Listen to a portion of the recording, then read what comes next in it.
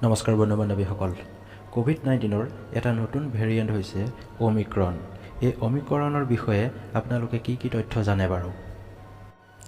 Corona ভাইৰাছৰ এই নতুন ভেৰিয়েণ্ট অমিক্ৰনক লৈ গোটেই বিশ্বৰ কাৰণে চিন্তাৰ বিষয় হৈছে।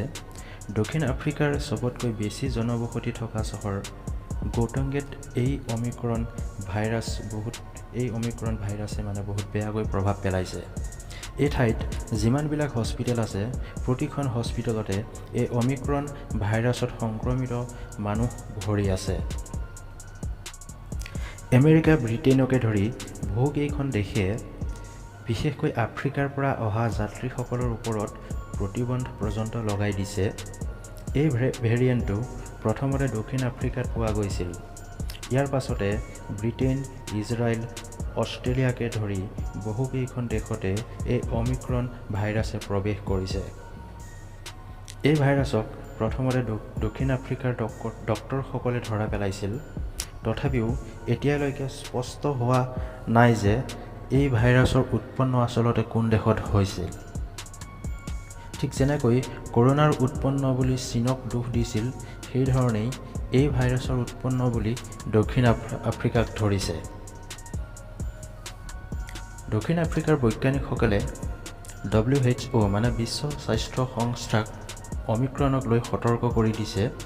এতিয়া অষ্ট্ৰেলিয়া, ইজৰাইল, নেদাৰলেণ্ডকে ধৰি বহুকেইখন দেশতে ইয়াৰ প্ৰভাৱ দেখিবলৈ পোৱা গৈছে। বিশ্ব স্বাস্থ্য সংস্থাই ইয়াক বিপদজনক বুলি কৈ ইয়াৰ নাম অমিক্ৰন ৰাখিছে। বিশ্ব স্বাস্থ্য সংস্থাই এতিয়ালৈকে সঠিক হ'ব পৰা নাই যে এই ভাইৰাছ ডেল্টা 1ৰ তুলনাত বেছি বিপদজনক হ'ব বুলি। বিশ্ব স্বাস্থ্য সংস্থাই এতিয়ালৈকে ক'ব পৰা নাই যে ক'ভিড ভেকচিনৰ যোনবিলাক ভেৰিয়েণ্ট আছে, ইয়াৰ ওপৰত প্ৰভাৱ পেলাব নে নেপেলায়। বৈজ্ঞানিকসকলে ইয়াৰ লক্ষণসমূহ গভীৰভাৱে ধৰিব পৰা নাই। তথাপিও ইয়াৰ লক্ষণসমূহ কি হ'ব পাৰে বুলি ক'বলৈ গ'লে, দুৰ্বল আৰু বমিৰ ভাৱ হোৱাৰ সম্ভাৱনা থাকে, মূৰৰ বিষ বা দেহৰ বিষ হ'ব পাৰে। দক্ষিণ আফ্ৰিকাৰ ডক্তৰসকলে কয় যে ইয়াৰ লক্ষণসমূহ সহজ আৰু সৰল আৰু ইয়াক ঘৰতে ভাল কৰিব পাৰি বুলি। এনেকুৱা ধৰণৰ লক্ষণ দেখা পালে অতি সোনকালে ডক্তৰৰ পৰামৰ্শ লোৱাটো প্ৰয়োজনীয়।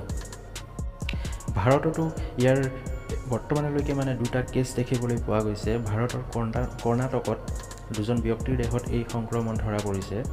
এজনৰ বয়স হৈছে 66 বছৰ আৰু আনজনৰ বয়স হৈছে 46 বছৰ।